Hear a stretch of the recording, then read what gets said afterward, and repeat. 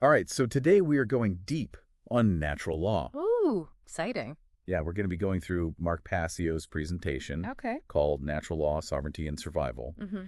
um, and just really seeing how these ideas, which are, you know, really old ideas, Yeah. still resonate today and sort of what we can take away from them. Yeah, I think one of the most fascinating things about natural law is how it connects to concepts that we often take for granted. Oh, interesting. For example, like the Declaration of Independence, like that phrase, the laws of nature and of nature's God. Right. That points directly to natural law as the basis for things like unalienable rights, Okay. like life, liberty, and the pursuit of happiness. Right. The idea is that these rights aren't granted by any government. Yeah. They're inherent to our existence. They come from something higher. Yeah. That's so cool. It's like baked into how we think about ourselves as a country and as individuals in a way. Absolutely, yeah. But I think, sometimes the term natural law itself can sound a little bit vague. Like, what are we actually talking about here? What does that really mean? Right. So essentially, natural law boils down to a set of fundamental principles that are considered to be universal and unchanging. Okay. And there are 7 of these core principles. Okay. And they're seen as the building blocks of reality, like as seen through the lens of natural law. Okay. They include things like mentalism.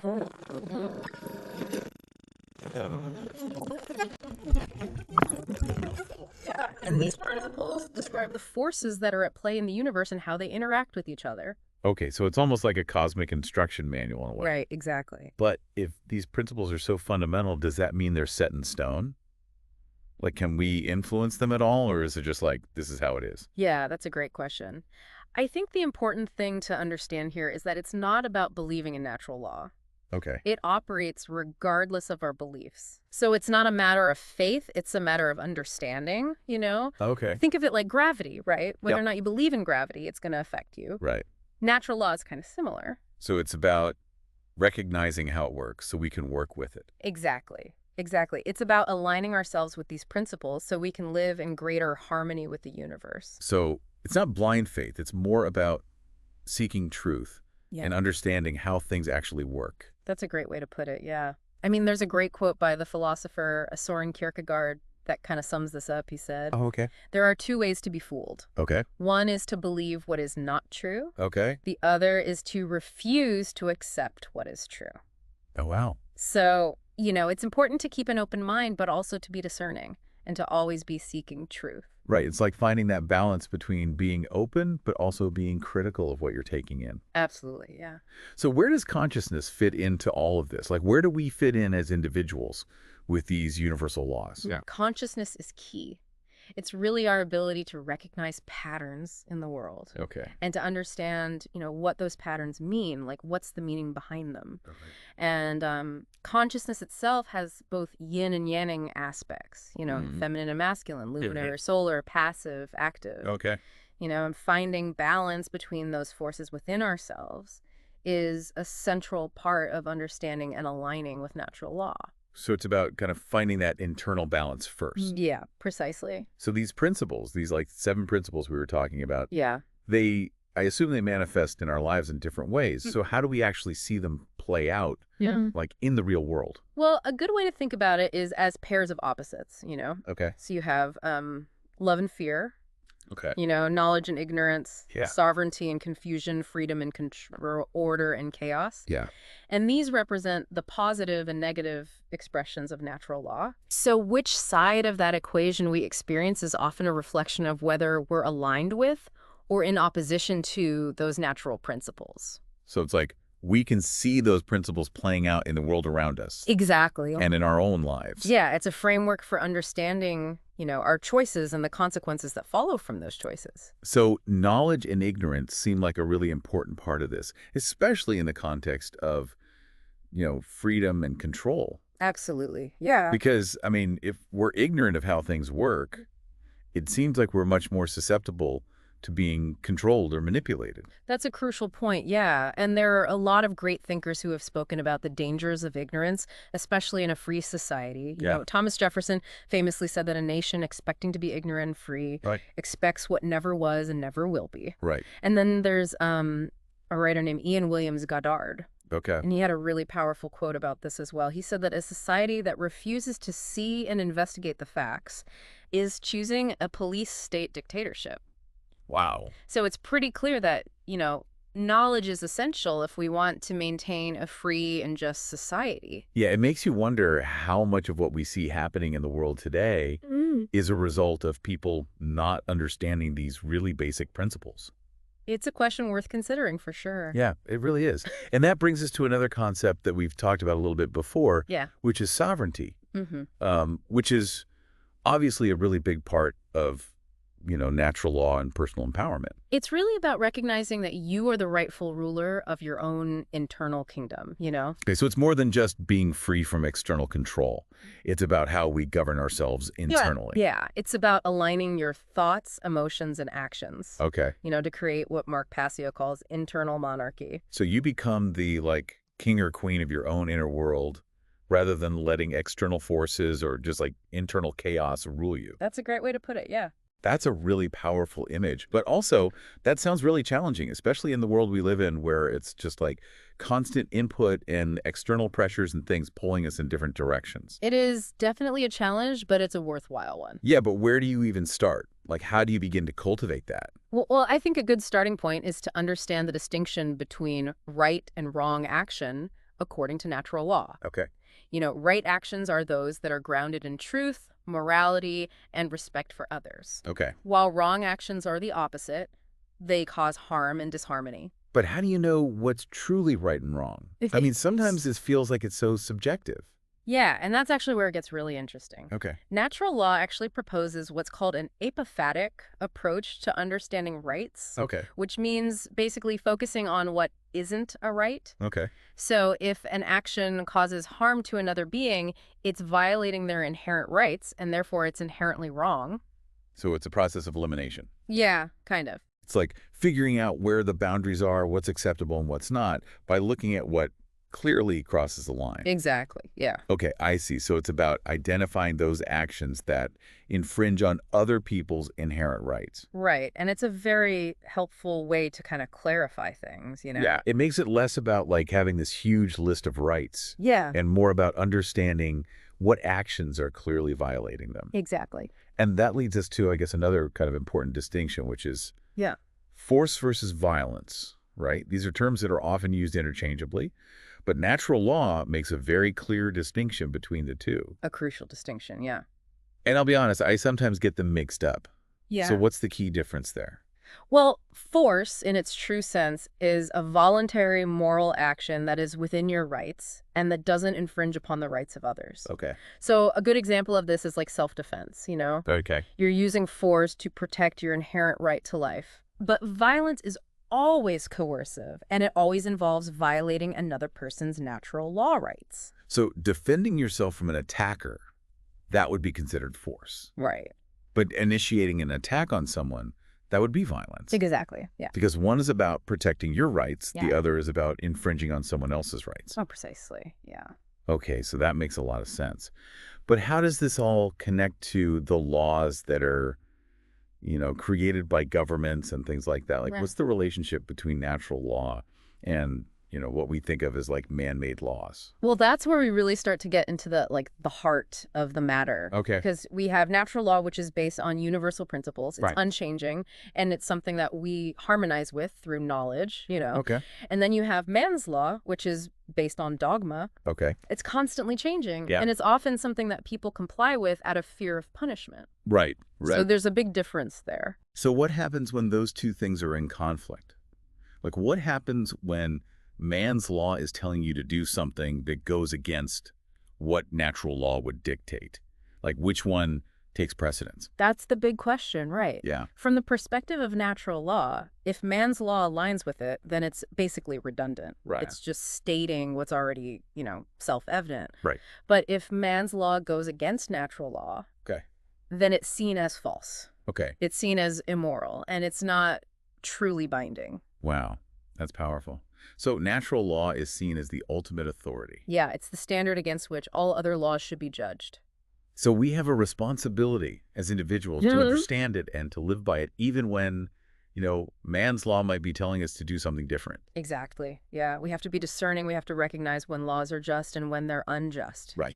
When they're moral and when they're immoral based on these fundamental principles. Yeah, that reminds me of something that Benjamin Franklin said. He said, "Those who would give up essential liberty to purchase a little temporary safety deserve neither and will lose both." Yeah, that's a great quote. And it's like you're always facing that, Mm-hmm. that choice between freedom and security. Absolutely. Yeah. And there's another great quote by Gerald Massey that speaks to this as well. He said, Okay. "They must find it difficult, Yeah. those who have taken authority as truth rather than truth as authority." Right. So, we can't just blindly follow authority without questioning whether it's aligned with truth and with natural law. So it's about taking ownership of our lives, isn't it? Yeah. It's making choices based on our values and these principles. It is. It's about really understanding. Rather than just conforming to whatever we're told. Yeah, it's about becoming sovereign individuals. This reminds me of something that David Icke said. He said, "What is the point of having principles if you allow others to dictate your behavior? Right. At the end of the day, you will judge your performance and the contribution you have made to creation." That's a really powerful point. Yeah. Yeah, so it really comes down to our choices, doesn't it? It does. And how those choices, shape the world around us. It really does. Yeah. So, okay, so we've laid the groundwork here. Mm-hmm. We've talked about what natural law is, kind of how it plays out in, the world around us. Yeah. The difference between natural law and man's law. Right. But I'm really curious to kind of dive into, what are the implications of this? Okay. What happens when we align with it? What happens when we don't? Right. And what does it really mean for us to be living in accordance with natural law? Yeah, let's get into it. Okay, awesome. It's going to be a fascinating discussion. All right, I'm excited. All right, so we've talked about how aligning with natural law, can lead to these positive outcomes. Yeah. And how going against it can lead to negative consequences. Right. But I'm really curious to kind of explore, how does that actually play out, on a larger scale? Yeah. What are the implications for, society as a whole, for the systems and structures that govern our lives? Well, that's where the rubber meets the road, right? Yeah. We can talk about individual responsibility and sovereignty, but what about, the institutions that have so much power over our lives, like governments and corporations and legal systems and all that? Are those operating in accordance with these principles? Yeah, exactly. That's a huge question. And I think, a lot of people are wondering about that. Mm-hmm. What does natural law have to say about how these institutions should function? Yeah. And what happens when, as we were talking about before, when man's law contradicts these fundamental principles? Well, let's start with, the ideal scenario, right? Right. Imagine a government that's actually truly aligned with natural law. Okay. It would prioritize individual liberty. It would respect those inherent rights we were talking about. Right. And it would operate with transparency and accountability. Its authority wouldn't stem from force or coercion, Okay. but from a genuine commitment to, the well-being of its citizens. Okay, so almost like a utopian vision. Yeah, kind of, right? But is that even realistic? That's the million-dollar question. Yeah. It's easy to, talk about these lofty ideals, Right. but actually putting them into practice, on a societal level, that's a whole different challenge. Yeah, of course. But, throughout history, we have seen pockets of society attempting to live by these principles, often, creating harmony and prosperity within their communities. Right. So whether it's achievable, on a larger scale, Yeah. that's something to ponder. So you're saying that while a perfect natural law society might be a little bit hard to achieve, Yeah. we can at least try to incorporate these principles into our existing systems. Exactly. It's about pushing for greater transparency, Okay. accountability, and respect for individual rights within the structures that we already have. Right. Right. And, the presentation really emphasizes knowledge as a key factor here. Right. Because as we said, ignorance leads to control and manipulation. Right.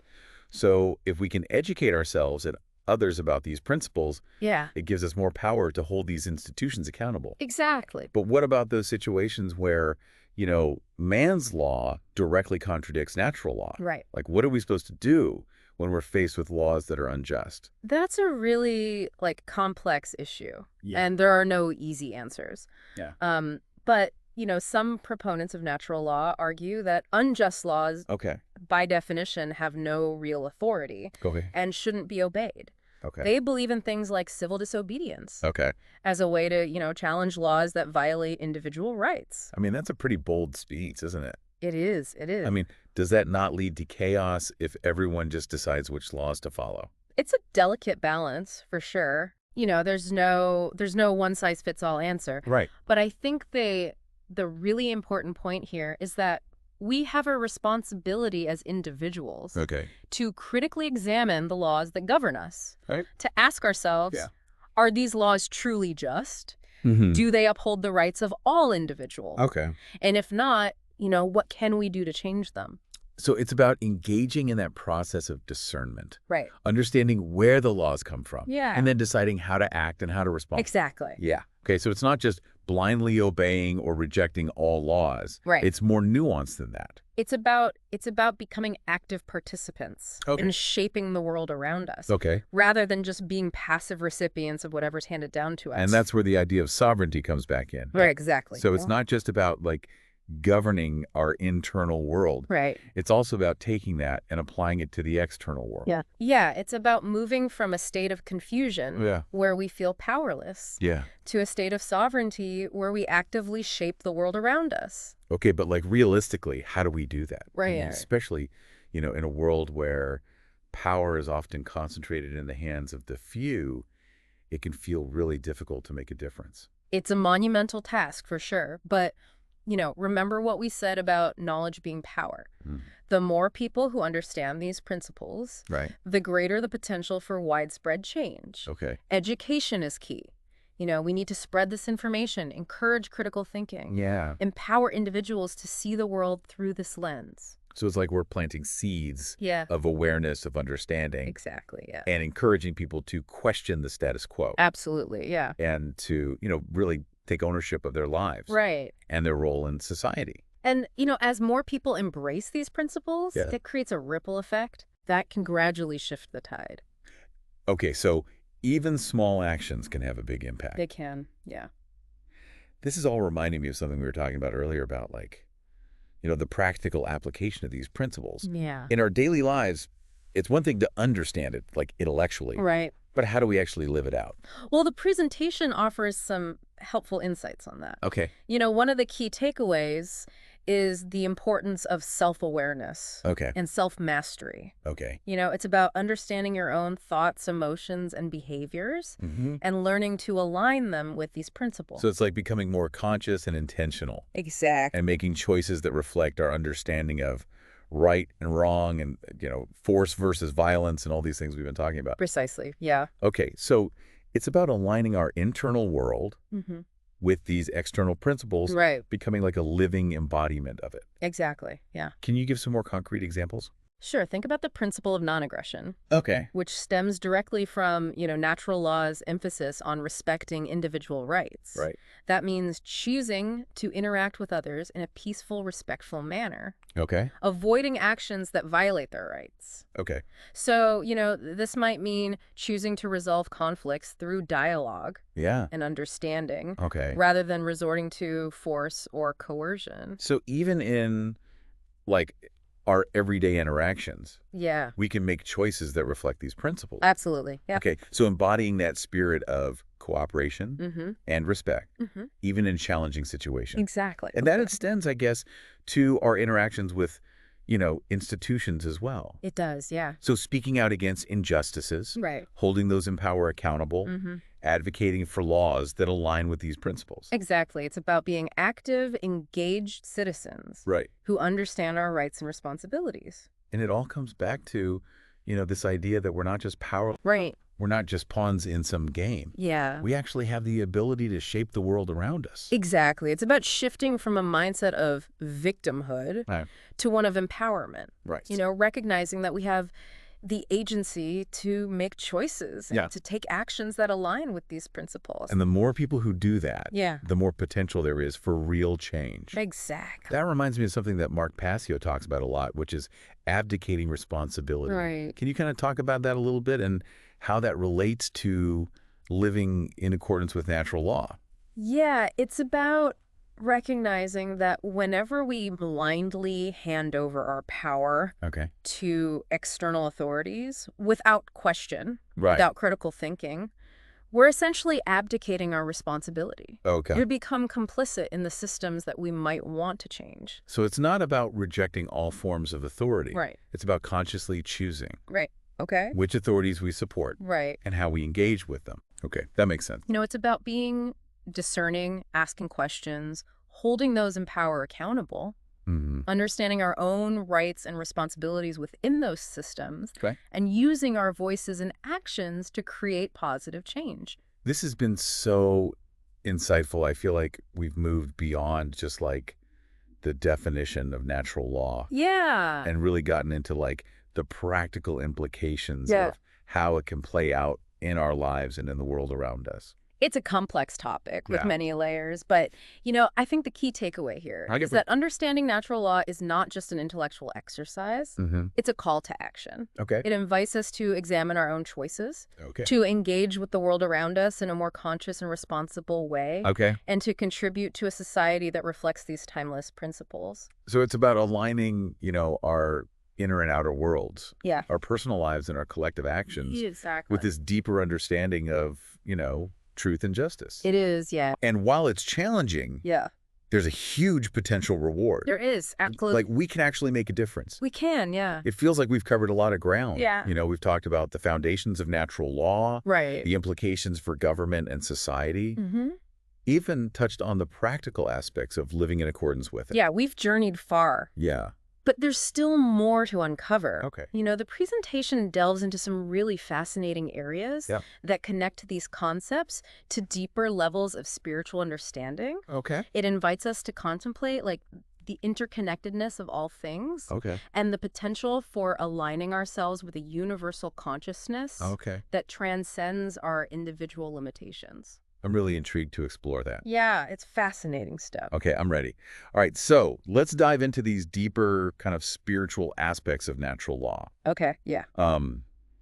We've talked about how it can guide our actions and our choices, on a personal level and a societal level. Right. But where does spirituality actually fit into all of this? This is where it gets really fascinating. Okay. Because, as we've seen, natural law isn't just a set of rules. Right. It's a framework for understanding the Mhm. fundamental principles Mhm. that govern the universe. Okay. And a lot of proponents see it as a pathway to a deeper, spiritual awareness, Okay. a way of aligning ourselves with something larger than ourselves. So we're going beyond just the practical applications here. Right. And into a realm of deeper meaning and purpose. Exactly, yeah. Okay, I'm curious to hear how this all kind of unfolds. So think back to the concept of internal monarchy that we discussed, Sure. right? It's about becoming the sovereign ruler of your own inner world, Right. aligning your thoughts, emotions, actions. Mm-hmm.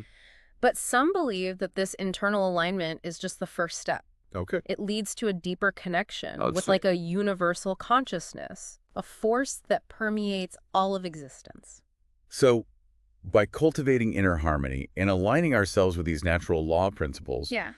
we're also opening ourselves up to a greater spiritual connection. That's the idea. Okay. It's about recognizing that we're not just isolated individuals. Right. We're interconnected parts Mm. of a larger whole. Yeah. And by living in accordance with these universal principles, Right. we tap into a source of wisdom and power Okay. that transcends our limited egoic perspective. So it's almost like we're aligning ourselves with the flow of the universe, Exactly. becoming more in tune with its natural rhythms and patterns. Yeah, and that alignment can bring about a profound sense of peace, Okay. purpose, and fulfillment. Okay. It's about recognizing our place Yeah. within the grand scheme of things, Okay. understanding our role in this cosmic dance of creation and evolution. I like that, the cosmic dance. It really makes you realize there's so much more to life than just our little individual struggles. Absolutely. Our desires. It's like there's this deeper meaning and purpose Right. that we can connect with. Yeah, and that connection isn't just about feeling good. It Right. has practical implications as well. Okay. How so? Remember how we talked about the challenges Yeah. of applying natural law principles in a world that often seems to be operating in opposition to them? Right. Yeah. It can feel really overwhelming sometimes. It can. Like swimming upstream Yeah, it could against be. a really strong current. Well, a lot of people believe that by tapping into this deeper spiritual awareness, Okay. we gain access to a source of strength Oh, and resilience okay. that can help us navigate those challenges. So it's not just about, like, willpower or grit or something. Right. It's about tapping into something larger. Exactly. Yeah. Okay. Yeah. It's about recognizing that we're not alone in this. Right. There's a universal force that supports our efforts to live in alignment with, truth and justice. And connecting to that force makes us more effective in, creating positive change. Yeah, exactly. I mean, that's really empowering. It is. It gives a sense of hope, It does. even in the face of, all these challenges. That's the beauty of this perspective, Yeah, It doesn't shy away from the difficulties, right. but it offers a pathway to transcending them, Okay. finding meaning and purpose Mm-hmm. in the midst of chaos and uncertainty. That reminds me of something that Albert Einstein said. Okay. He said, a human being is a part of the whole called by us universe, Okay. a part limited in time and space. Mm-hmm. He experiences himself, his thoughts and feelings, Yeah. as something separated from the rest, Okay. a kind of optical delusion of his consciousness. Right. This delusion is a kind of prison for us, restricting us Wow. to our personal desires Hmm. and to affection for a few persons nearest to us. Our task must be to free ourselves from this prison by widening our circle of compassion, Wow. to embrace all living creatures and the whole of nature in its beauty. What a profound statement. Yeah. It really speaks to the interconnectedness of all things and the importance of expanding our consciousness Right. beyond our limited egoic perspective. Right. Natural law, in this sense, becomes a pathway to that liberation, Okay. a way of breaking free from the prison of self-absorption Okay. and aligning ourselves with a greater truth. So it's not just about following the rules. Right. It's really about a fundamental shift in how we see the world It is, yeah. and our place in it. Yeah, it's about recognizing that we're not separate from the Yeah. natural world. We're an integral part of it. Right. And when we live in accordance with those principles Mhm. that govern the universe, Yeah. we experience a sense of harmony, purpose, and fulfillment Yeah. that transcends those limitations. Well, this has been an incredible journey, It has. We've explored natural law, Yeah. from its foundational principles to its practical applications, Mhm. and now even these deeper spiritual implications. Right. And I feel like we've only just scratched the surface. We've just begun to explore this vast and complex topic. Yeah, it really feels like a lifelong exploration. It is. It is. And the more we dive in, Yeah. the more we see how everything's connected. Absolutely. So it's an ongoing process Yeah. of learning, growing, and expanding our awareness. Right. And I guess it starts with a willingness to question our assumptions, Yeah. to seek truth, Mm-hmm. and to live in a way Right. that reflects, our understanding of these principles. That's a perfect way to sum it up. Yeah. The journey of aligning with natural law is an ongoing process. Yeah. It's a lifelong commitment Okay. to seeking wisdom, cultivating virtue, and expressing our highest potential as human beings. Well, thank you so much for joining us on this deep dive into natural law. It's been a pleasure. We encourage you to keep exploring these ideas. Yeah. Think about what they mean in your own life. Mm-hmm. And, really try to see the world through this lens of interconnectedness and universal principles. Yeah. Until next time, keep seeking truth Keep expanding your awareness. and keep shining your light brightly in the world.